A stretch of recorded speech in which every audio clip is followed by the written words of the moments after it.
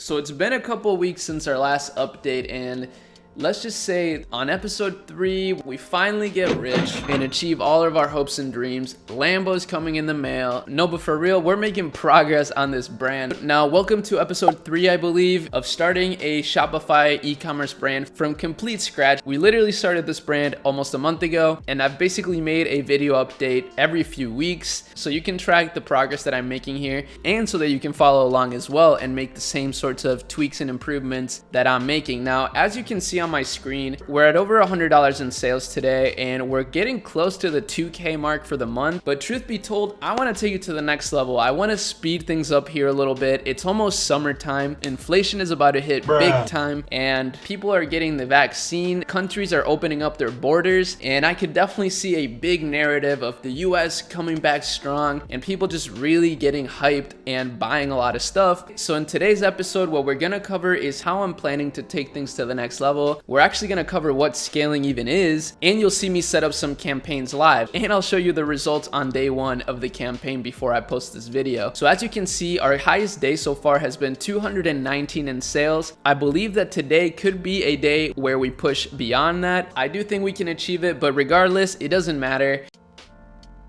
If you want to help out the cause, make sure you smash the like button real quick. That always helps out the store somehow. I don't know why, but I don't make the rules. But let's get started. So scaling Facebook ads phase 1. Like I said, we're going to try to take this to the next level. I'm trying to get to 1K days sooner rather than later and just really go hard for the summer. So what we'll cover in this presentation is understanding what scaling means, the actual scaling strategy that I'm about to follow and show you, and me setting it up live for this store. So scaling a business means setting the stage to enable and support growth in your company. So literally optimizing everything to take your results to the next level in context to a Shopify store, but just in business in general, it just means setting the context for massive growth. But here's something kind of essential that I want to mention as well. It also means having the ability to grow without being hampered. And the reason why I added this is because this is something I've learned the hard way. I've had stores scale to 10K days in literally a month and then go all the way back down to 0 in just another month. And this is exactly why, because we scaled, but we didn't have systems in place to prevent the store from getting hampered. So things like PayPal holds, Shopify bans, Facebook ad bans, all of these things are going to prevent you from scaling. So it's really important to start off on a good note and make sure that you're setting things up properly before you scale. Now, this is only scaling phase 1. And like I said, we're only spending like $100 a day on ads. So even if we scale to $200 or $300 a day on ads, that's still not even really considered scaling that much. It is obviously a step up from where we're at now, but there's still a huge amount of room to scale. You know, there's brands out there pushing $10,000 spent on ads per day, 20,000, even 30,000, which is really hard to wrap your head around, but it's certainly possible. Now, scaling does require planning, some funding, the right systems, staff, processes, technology, and patterns. Really, this is just like the textbook definition and the things that you traditionally need, but really nowadays you just need the right systems. So if you are going to start scaling your business, make sure that you have somebody answering emails at all times,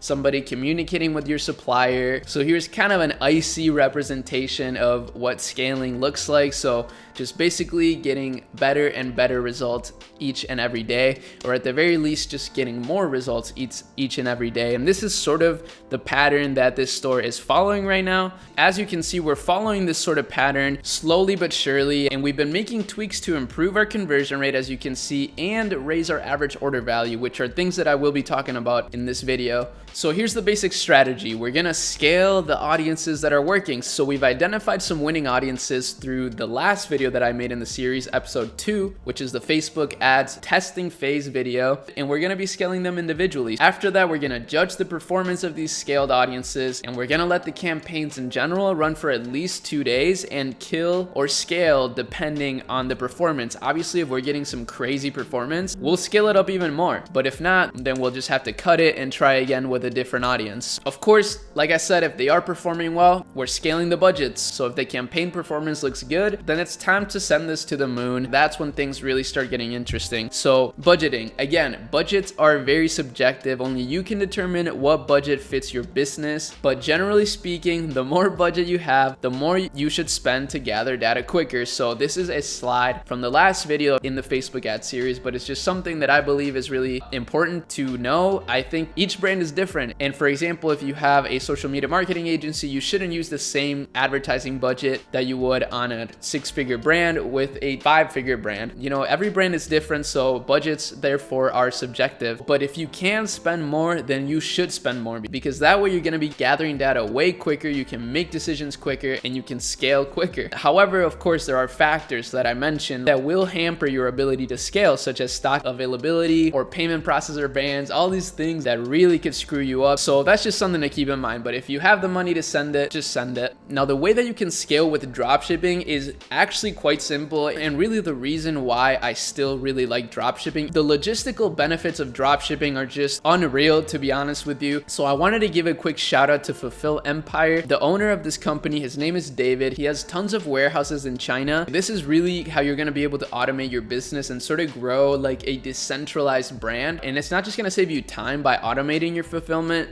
but it's also going to make it so that you don't have to fulfill your orders on AliExpress, which can be really risky. And also it shows your competitors which products are popping off because you're consistently ordering on an AliExpress listing. And that's how all these product research services gather products. So like, it's definitely not in your best interest to have everybody else sell your product. This way you can kind of keep your products hidden. You can work with them to private label your products, to add branding materials in your orders, and really start snowballing your brand. This is exactly what we're doing. I talked about this in the previous episode. I actually tried to get in contact with a sourcing agent right away for this brand. I decided to invest into it right off the bat and order stock because I'm taking this really seriously. I'm not just treating this like a pump and dump store. I really want to grow this into $1 million brand in front of everybody and really show what's possible out here. So make sure that you guys hit up Fulfill Empire if you are a brand, if you have a dropshipping store and you're looking to scale. This is probably the most important thing that you should set up. So that'll be in the description. Make sure you check them out. And of course, let them know your boy Arie sent you. David's gonna be really hyped. Now the testing continues. So even though we will be scaling some audiences, we're still gonna continue to test audiences. The testing just literally never ends. But the reason why you want to do this is so that you keep having audiences available to scale whenever you want. Now, obviously, not everybody runs their ads this way, but this makes the most sense to me. It's to consistently have audiences in your back pocket that you can just send and increase the budget on to scale. That way, once you do find audiences that scale, you never really need to touch them. You can just leave them alone and start working on new audiences and new creatives that you can test. So a great way to test creatives, I covered this briefly in episode 2. An easy way to do it is to just take some of your best audiences. Let's say you found like a crazy audience for dog lovers that it's just getting like a 5 return on ad spend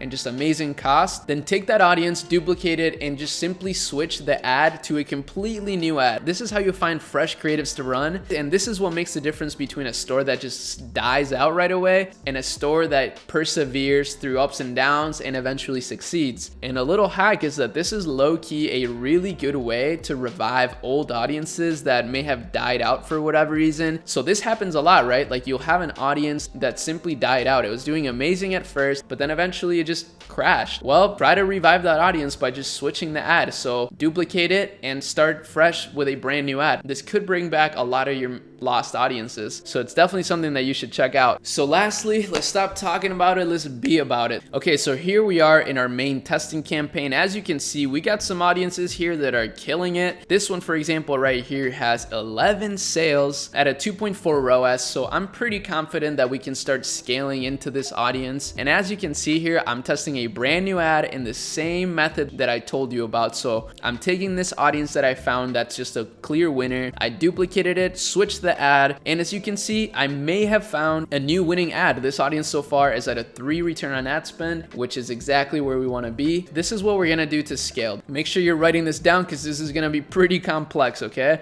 What we're gonna do is click duplicate. We're gonna click new campaign, okay? Are you following along? Because this is pretty crazy. And then we're gonna say scale 1. This is the interest that we're using, so that's what we're gonna do. We click duplicate, and then here all we're gonna do is change this budget from 20 to 100. 100. And then all we're gonna do is schedule this for tomorrow to start at midnight. And then I'm changing the campaign to campaign budget optimization. Even though we're just doing one ad set, I still am just gonna turn it into a CBO. And then all we have to do is publish, and that's it. We got a brand new interest scaling campaign. Yo, what up everybody? So I thought I'd update y'all and show you this was the day in which we were launching the campaigns, and as you can see, we did a little bit over $200 in sales. This was actually our biggest day.